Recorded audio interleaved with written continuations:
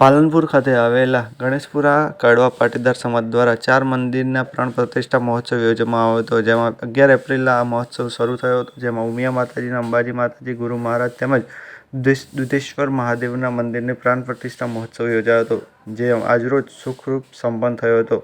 જોકે આ પ્રતિષ્ઠા મહોત્સવ બાદ આજે 31 ગામ કડવા પાટીદાર સમાજનો સમાજ દર્શન કાર્યક્રમ યોજાયો હતો, જેમાં 15,000થી વધુ લોકોએ ભોજન પ્રસાદનો લાભ લીધો હતો। જોકે આ 4 મંદિરના પ્રાણ પ્રતિષ્ઠા મહોત્સવ આજરોજ વિવિધ ધાર્મિક કાર્યક્રમો આયોજન કરવામાં આવ્યું હતું અને વિદ્વાન પંડિતો દ્વારા શાસ્ત્રોક્ત વિધિ વિધાનથી આ 4 મંદિરોની પ્રાણ પ્રતિષ્ઠા કરવામાં આવી હતી। આ પ્રસંગે મોટી સંખ્યામાં પાલનપુર શહેર અને તેમજ આજુબાજુમાંથી ભાવિક ભક્તોએ દર્શન માટે ઉમટી પડ્યા હતા અને દર્શન તેમજ ભોજન પ્રસાદનો લાભ લીધો હતો। બ્યુરો રિપોર્ટ ભરત ઠક્કર, ડીસા।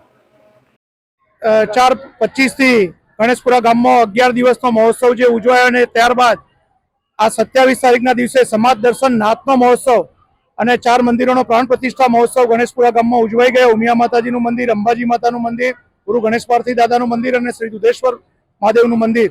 અને આ પ્રસંગ દરમિયાન જુદા જુદા સાંસ્કૃતિક કાર્યક્રમો યોજાયા અને લગભગ 71,000 લોકોએ ભોજન પ્રસાદનો લાવો પણ લીધો અને આખો પ્રસંગ નિર્વિઘ્ને પરિપૂર્ણ થયો।